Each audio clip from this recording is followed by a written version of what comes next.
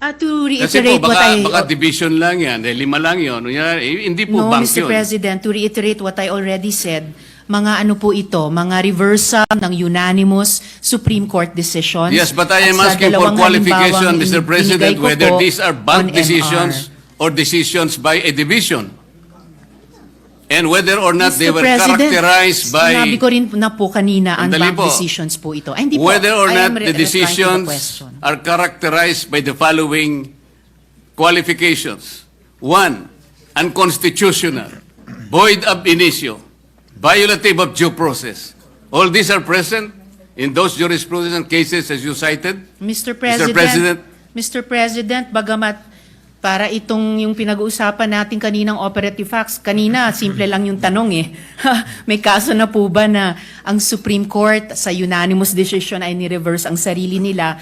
Ngayon may dinadagdag na tanong. Pero sige po, yung League of Cities of the Philippines versus COMELEC, the Supreme Court in its original decision in 2008 unanimously declared the cityhood laws unconstitutional. I will have to get more information po on the ISAA reversal of unanimous decision. Pero malinaw na mga sagot na po ito dun sa original na tanong. So the original assertion na hindi po natin alam kung na-reverse na ng Supreme Court ang sarili nila sa original na unanimous decision has fallen by the wayside. Kasi the Supreme Court, I said already earlier, has reversed a unanimous decision en banc in a lot of instances before. Yun lamang naman po, Mr. President. Noted and entered Salamat into po. the records, Majority Floor Leader. Yes, comes to remember. Let's hope we stood where it mattered. That even in the face of doubt, we did what was right and just. With deep respect for the Supreme Court and all institutions of our country, Mr. President, I therefore second the motion to table the motion to dismiss the impeachment complaint until the decision of the Supreme Court has attained finality. Salamat po, Mr. President. Mr. President, quick reaction. Noted and entered into the records. Senator Marcoleta. Mr. President, unang-una, yung sinabi ko pong speculative, sapagkat it was not based on my own speculation. It was based on my long practice as a litigation lawyer. Wala pa po akong nakitang isang unanimous decision. Ewan ko lamang po kung merong magbo-volunteer ngayon na abogado in the last 40 years na sinasabi ang isang unanimous decision na ang karakter niya ay sinabi na ab initio, void ab initio, unconstitutional, violative of due process. Maybe if we can speculate that all the members of the Supreme Court, after the filing of the motion for reconsideration, will resort to their will resort to the worst angels of their nature. Maybe, baka ganun lang. What do we expect? We expect that 8 of them will reverse themselves altogether?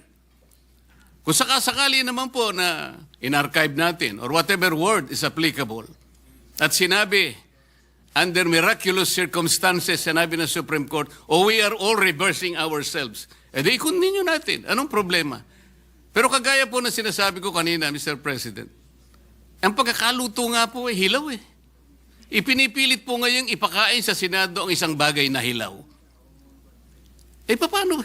Sinabi po ba ng Supreme Court na wag na kayong mag-impeach? Hindi po. Binigyan po tayo ng guidelines. Alam po ba ninyo kung bakit binigyan na ng guidelines ng Supreme Court kung paano mag-impeach? Kasi po, Mr. President, if you recall, the Supreme Court issued a notice on July 8, 2025, requiring at least 11 information from the House of Representatives and the Senate. The Senate made a manifestation na wala po kaming maibibigay sapagkat lahat po niyan ay makukuha ninyo sa House of Representatives. Alam po ba ninyo na 4 sa hinihingi ng Supreme Court ay nandun po sa puso ng due process? Ano po yung hinihingi? Sinabi lamang po ng Supreme Court, pwede bang ibigay nyo sa amin kung lahat ng miyembro ng House of Representatives ay binigyan ninyo ng kopya at kailan?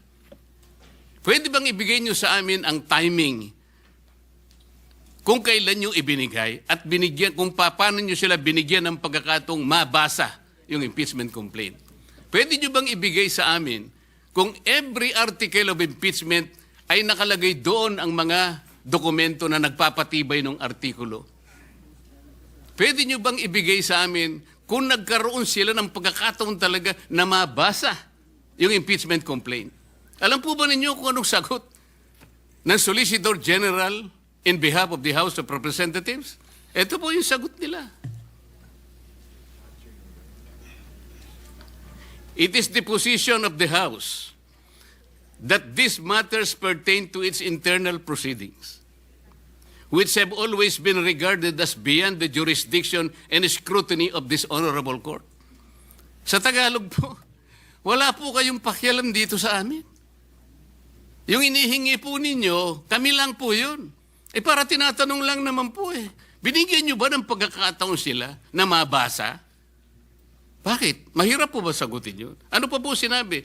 This is especially because the matters referred to, the preparation, circulation, and perusal of the impeachment complaint, as well as its attachment, are not governed by specific constitutional provision or the House rules. So dahil po wala sa Constitution at wala rin po sa House rules, ano po yun? Wardi-wardi na lang. So ibig sabihin talaga, kaya po pala ang dami kong kasama doon, wala talaga silang kopya. Ako nga po hindi nabigyan Bakit hindi po kinakailangan bigyan lahat? Baka sakaling, malay po ninyo, baka pumirma ako, hindi ba? Ito yung tinatanong po ng Korte Suprema. Kaya lang po siya nakapagbigay ng additional guideline sapagkat isip-isipin nyo, sasabihin sa Korte, wala nang pong masamang tinapay ang Korte. Pwede po malaman namin kung talaga nagkaroon ng pagkakatong mabasa man niya lang, ma-appreciate ang bawat dokumento na nakasalig dyan sa impeachment na yan. Para sa ganun, ay boboto siya sang-ayon sa kanyang sariling kagustuhan. Matibay ang gusto ng Korte Suprema. Gusto niyang makita na lahat ay dumaan sa kayusan. Hilaw nga po Mr. President. Kanina ko pa po pinaiintindi, hilaw. Ba't hindi po kayo magluto ng mas masarap na kanin? Para sa ganun po, hindi tayo mahirapan. Maghintay na lang po kayo ng 6 months. Pwede naman Ba't pinipilit po natin ng isang bagay na hilaw at pinipilit niyong ipakain sa atin? Mr. President. Sabi ko po kanina, Mr. President, I am ready to amend my motion.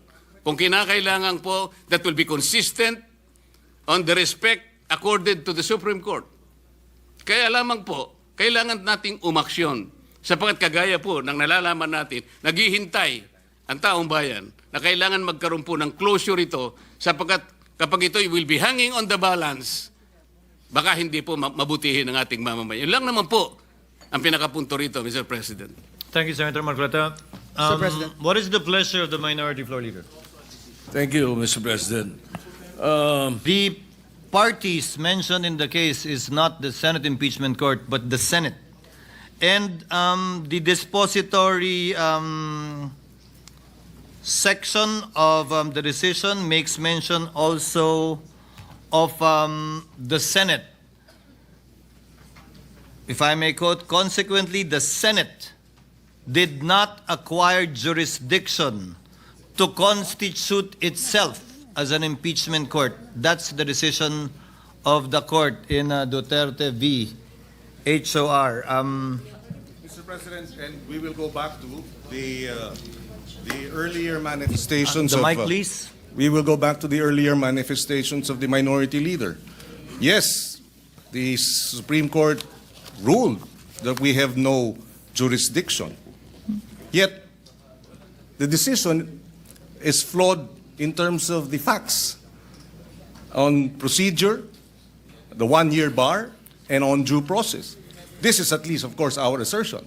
And therefore, should we not wait for a motion for reconsideration to be resolved before we proceed and vote on the matter that has removed from the impeachment court jurisdiction?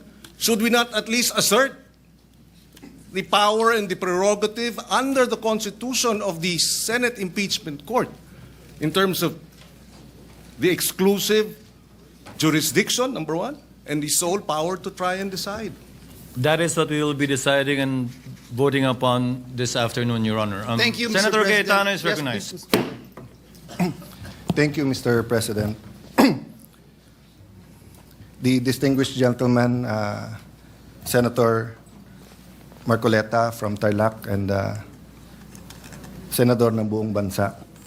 Sir President, initially I wanted to speak pagbotohan na po. But very interesting po yung question na bringing up ni Senator Lacson. But aside from that, Mr. President, masyadong mabigat yung crossroads na hinaharap ng ating bansa. And remember, assuming we do nothing today, I am 101% sure that on February 6, 2026, an impeachment case will be filed against the Vice President. Maybe against other impeachable officers too.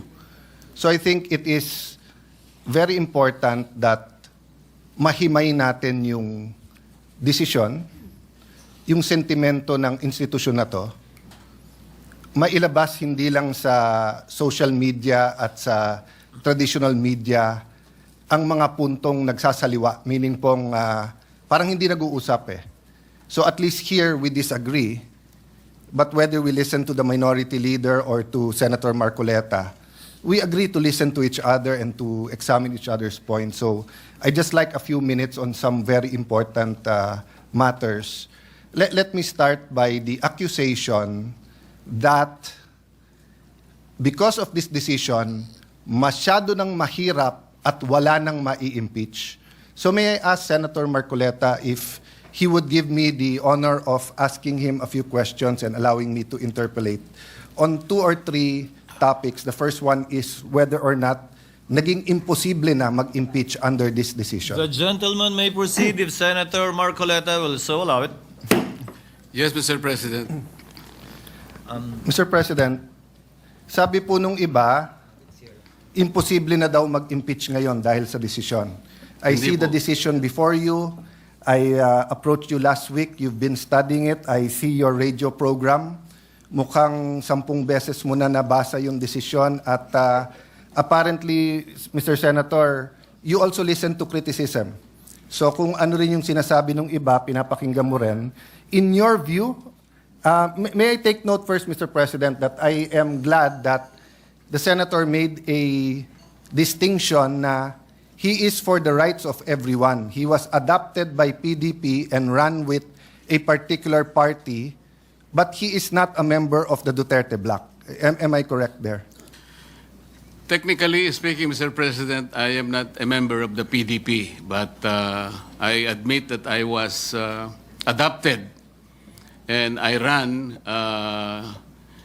in unity with some of the parties of the PDP candidates at the The time. point I'm going at is like, I was a cabinet member in the Duterte administration, but I have not talked to the Vice President. I ran as an independent in 2022, so I speak now as a senator and not as a partisan. I assume the same, Your Honor. Yes, that Mr. President. you're giving your own personal opinion as Senator Marcoleta, not as a partisan. Of course, I assume that for everyone here, no? Regardless of our position.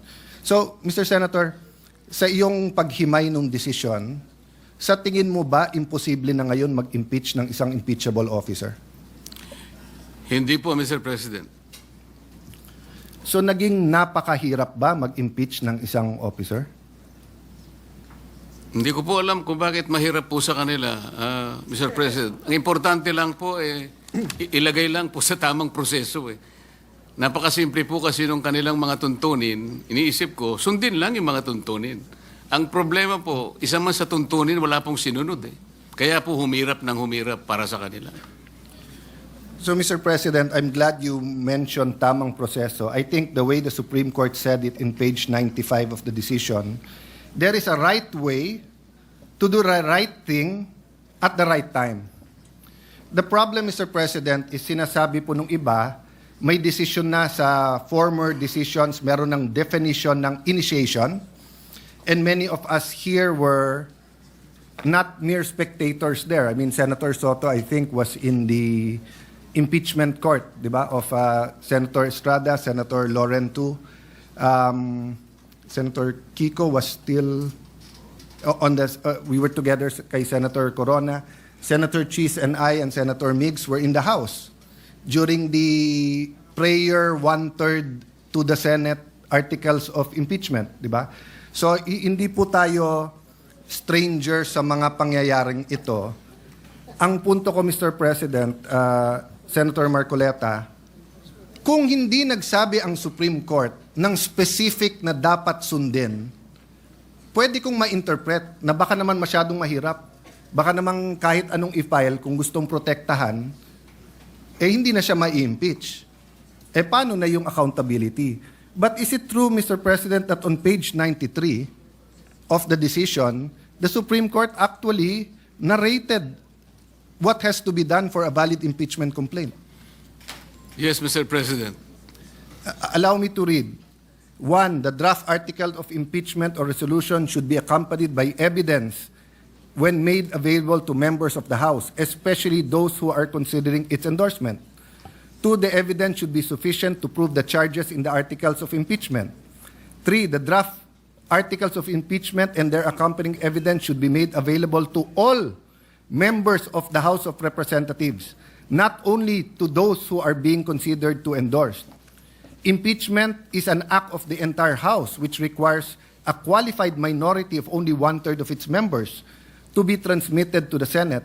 However, the House of Representatives is a deliberative assembly where each member should be allowed to represent the views of their constituents. Let me stop there first. Mr. President, may problema ba yung number 1 na yung articles of impeachment kailangan may ebidensya? Wala pong problema doon, Mr. President. Hindi ba ho baliktad? Kung walang ebidensya, may problema. Tama po. Kasi kung walang ebidensya, ano yon? Tapon mo sa Senate, bahala na si Batman. So, precisely tama ang Supreme Court that even if one-third endorse or file, dapat may ebidensya na. Let me go to the second part. The evidence should be sufficient to prove the charges in the article of impeachment. Mr. President, tama po ba na iba po yung sufficiency at iba din po yung quality or yung burden of proof? Di ba? Opo. So halimbawa po, sa piskalya, hindi po kailangan sa piskalya beyond reasonable doubt. Probable. Kailangan lang that there is probable cause that a crime was committed and there is probable cause that the accused committed that crime. Yes, Mr. President. So in the same manner, hindi sinasabi dito sa 2 na kailangan mo ipresenta sa mga congressman lahat ng testimony, lahat ng ebidensya. Ang kailangan lang, if you assume the evidence to be true, it will be enough to convict. Tama po. Because if not, then sayang lang ang oras natin sa Senate.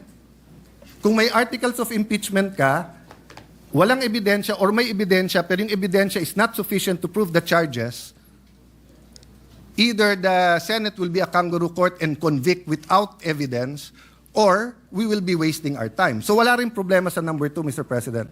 Wala po, Mr. President. Number 3, ang sinasabi lang ng number 3, kahit na pumirma yung one-third, kailangan ipakita pa rin sa lahat ng Kongreso. Isa po sa hinanakit po yun nung bata ako dahil ako po'y payat nun at hindi katangkaran. Parati akong saling pusa sa basketball, baseball, volleyball, dahil hindi po ako ganong kagaling sa sports. Sa Congress ba, hindi ba tamang rule to?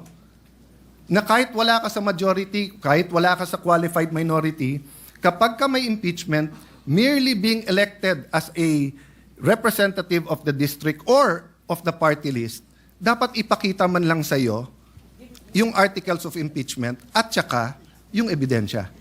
Tama po kayo. Wala man lang po akong nakita sapagkat ako po hindi isinali sa pakakitaan ng...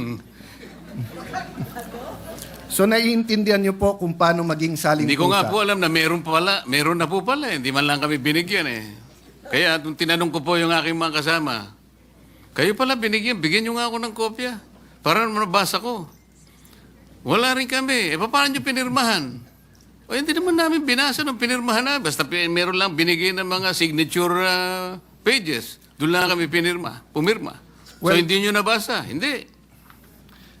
God and the world has a way of correcting itself because now I have the privilege of serving the people here, not as a saling-pusa, and definitely, Your Honor, as chairman of the Senate Blue Ribbon Committee, is not a saling-pusa here in the Senate. In fact, you are an esteemed neophyte with a very powerful committee. So, again, number 3 is just a simple walang saling-pusa rule, which is very good. Number 4, respondent have the opportunity to be heard on the draft articles of impeachment. Hindi ko na po babasahin dahil mahaba, pero basically ang sabi ng Supreme Court dito, hindi naman kailangan pumunta doon ang Vice President. Pwedeng through pleadings. Meron po bang masama dito, Mr. President, na kapag may na-impeach, bigyan man lang siya ng kopya at pasagutin muna siya sa House bago siya pasagutin sa Senate? May masama po ba dito? Wala pong masama, Mr. President. Ang totoo nga po, sinasabi nga na dapat i-repair po lahat ng impeachment complaints kahit na yung pinirmahan ng 1/3 o higit pa, i-repair sa Committee on Justice. Yun po ang paraan siguro para magkaroon man lang ng pagkakataon ng Vice President kahit na by pleadings lang, makasagot siya. Yeah. Pero Before- hindi nga po ibinigay.